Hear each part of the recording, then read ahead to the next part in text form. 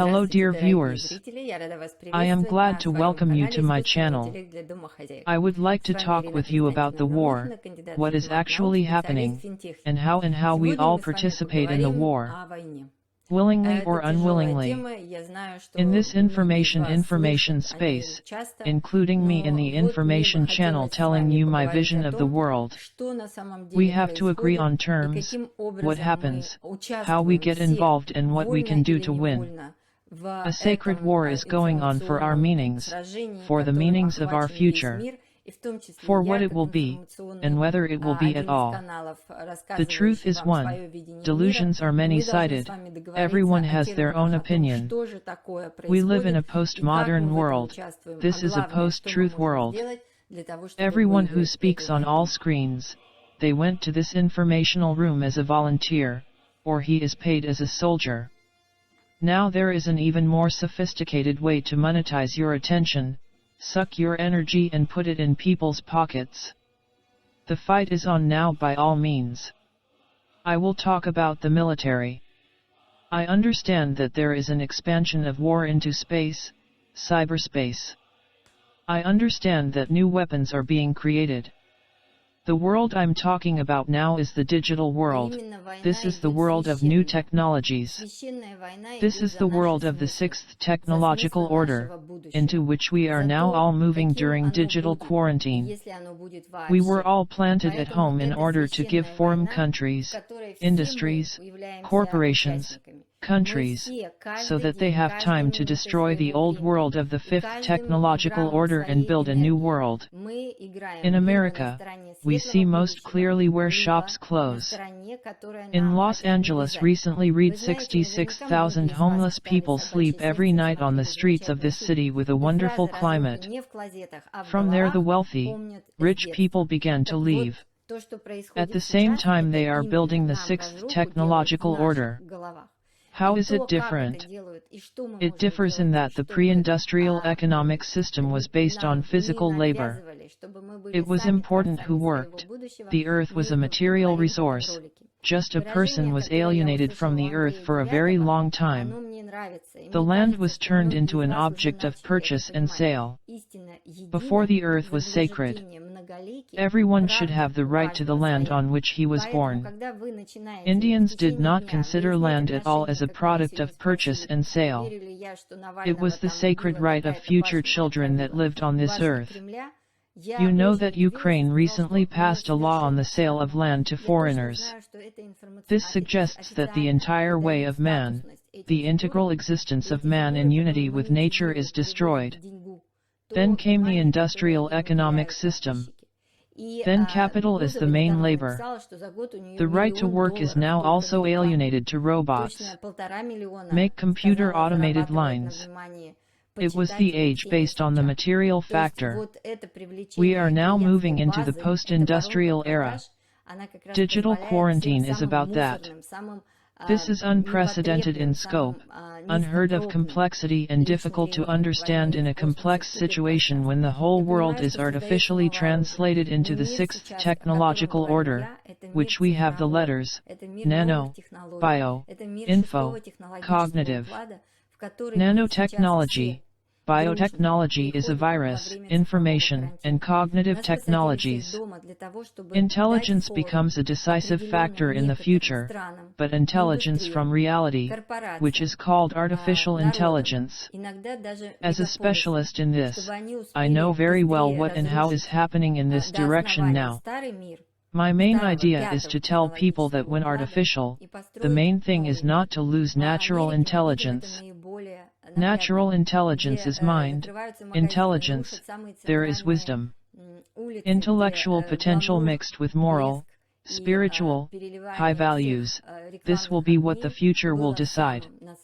This is also called the geosocial aspect, when people move along and where there will be the brightest personality, the basis of society, there will be the brightest system created by divine providence. This is a deadly war in the world for the meanings of the future. What's happening? Social engineering creates, constructs a media environment that colonizes our future. Colonization takes place in our head. There is no future yet, but we have already been predicted, told, inspired, and we are afraid of the future that someone has created in our head. I think that we are all able to control our attention. We do not need to direct attention to what is destructive. We do not need to give our vital energy into the pocket of these non-humans. Those people whom we call the owners of money, these global usurers, this collective Soros, which is now creating chaos in the whole world, because chaos is fear. Fear is the ability to control people who no longer have freedom of thought. There is no longer freedom of creativity, freedom of creation. We must be creative, spontaneous, savvy. We have a lot of opportunities for this. We have communication, which is also being changed by digital information technologies. During the digital quarantine, we spent much more time in virtuality. And there is nothing wrong with that. For example, I met amazing people thanks to a video blog that I organized. We have created the Tree of Life project. We are the creators of our future. We cannot afford to colonize our future and our children. Therefore, our thinking, our communication determines the activity of how we interact. We have cooperation, solidarity, collective co-creation. All this is exactly what we must, can and want to devote our time, our life energy, our attention, our talent. Do not waste time on informational rubbish. Do not sort things out with anyone. Do not discuss all these informational reasons. It deliberately lures your mind into these traps. And you have 3 questions to ask. Who am I? Why am I? And what is after me? Someone can leave a big friendly family, and believe me, this is a very worthy mission of a woman to give birth to children who will become happy and carry her meanings absorbed with mother's milk into the future. Someone wants to leave a work of art. Someone wants to leave architecture. Someone can leave books. And this is something that you and I should care about much more than about who is organizing revolutions on the streets of Belarus. We will not know the truth. This post-truth world. We may not participate in the bad and not participate on the unfriendly side of the Russian world, but engage in what we personally can bring to the future. How can we cleanse ourselves? This construction of the media environment is carried out by the news channels. Put the TV away, throw it out, don't turn on, don't listen to them. Don't listen to any gossip. You know, as they say, big minds talk about ideas, average minds talk about events. Little minds talk about people. It's gossip. All these flows of misinformation are not needed. These hypes, artificially created, are not needed. All these simulacra that suck us in with some kind of iridescent, pearlescent signals. About nothing. All these disinformation blogs, stuffing are not needed. Try to keep track of your personal information environment, information space. I can offer you some advice. Those people who began to use obscene logic, obscene terms, obscene words. Try to live at least one day without it. Watch yourself. This is our hygiene. If you want to see changes in space, start with yourself. You understand that we have incredible power, incredible strength, incredible amplitude. It depends on our desire, on our intention, on our desire for self-discipline. Try to get rid of obscene language. There are those people who are hindered by the ego. They have an egocentric world. They do not see the situation. They do not see other people. They project their attitude towards these people, and instead of seeing the person, they see the labels that they themselves have hung. So if you are the kind of person who often uses the pronoun I, try to live at least one day without saying the word I, at least 1 hour. You will see how the universe reacts to this. There is another type of people. They complain all the time. They are negative. They criticize all the time. Try to live a day without criticism. You know, the information space is suffocating from the negativity. If you can be that ray, that golden thread that connects our being, our joy, our providence of God with real events, then you will be that fire that will disperse the darkness around you. This is our information environment. If you can control what comes out of your mouth, from your apparatus, which produces your information, personal tape. If you can control this, then you can control everything else. And if you cannot, then what claims do you have against everyone else? Try to follow yourself with yourself. Don't waste energy, don't waste time, don't put your life in someone's pocket. It is social engineering that colonizes our future. The situation manager artificially creates a social situation in order for the victim to relax and lose vigilance and the ability to act. In the case of digital quarantine, the victim should not relax, but be afraid. Now there is a pandemic of fear. People are stressed, people are stressed, people are inadequate. Social engineering has put you there. Look, who is pulling you? On whom are you hanging? Are you comfortable there? Do you like hanging on these strings? This is a war against the future. It is a holy war against our meanings. Start with yourself. Try changing that. Look, you have your virtual space, which you control, your unconscious, which you do not always control. If you have serious childhood traumas, if you have serious psychological, mental illness, then there are ways to work with them. There are divine images, there is nature that helps us. Now we need light rituals. Let's join hands, friends, so as not to disappear one by one. We need something that harmonizes us. These are folk songs. This is classical music. This is the anthology of being that will allow us to create, design a ray of a bright future, the vital meanings of civilization. This will create images for us in which we will see the heroes who fill our future. We must, we can, we want, we will work together to cleanse our space, to cleanse our informational personal sphere. We will have ideas, faith, traditions, what we really want to lay in the future. We will not allow anyone to colonize our future. Here the term hacker does not only refer to computers. It refers to social engineering. This is how they reveal our weaknesses, reveal our vices, our sins, and begin to control our desires, our intentions, aspirations, fears, complexes. As a specialist in big data, I have worked in the marketing of large banks, multinational corporations, insurance, pension. I know it is guaranteed to be done this way.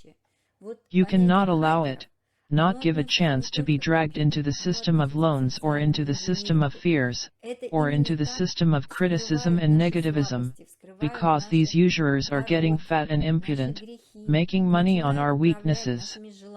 Now the virtual world is polluted in all these thoughts, images they put into our heads. This is cognitive management. If you start to sort out, sort, filter, censor what comes into your head and what comes out of your head, out of your mouth, it will be a huge, colossal, phenomenal leap and help in creating the future. If you try to live in positive energy, in a positive time, if you will not be sucked in by black funnels of negative thoughts and fears, discussions, devote time to purifying your own soul, devote to harmonizing with your own nature. When we are torn away from nature, we are prevented from harmonizing and working in natural technologies. And now what is happening in the world is that they transfer us to us, like a herd of sheep, like technological bio-robots. Now they are modeling, colonizing, creating an artificial media environment for this terrible future, from which we ourselves are frightened. Let's create a different future for ourselves. Let's understand that social and humanitarian technologies work differently from digital technologies for mechanical products. Scientific knowledge develops based on its predecessors. When Einstein discovered the law of relativity, he started from Newtonian physics. This is how the new physics came into being, and this is a typical way of progress. This is how all natural science disciplines exist and develop, but this does not mean that humanitarian disciplines can also be mastered. The humanities and art have completely different laws.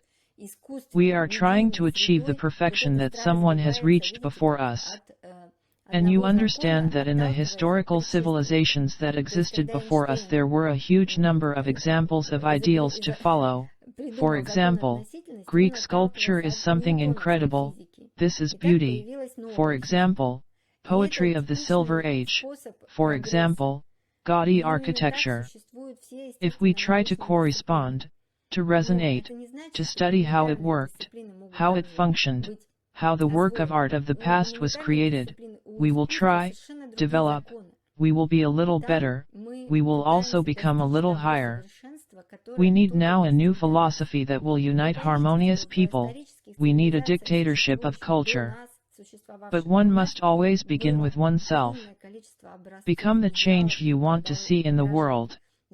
Gandhi, who liberated India from the colonization of the British, went on a peaceful path, so that the Indians would abandon the English cultural matrices, patterns, so that they would not buy, would not wear clothes of the English cut, but only classic Indian, would not eat their food, would not speak their language.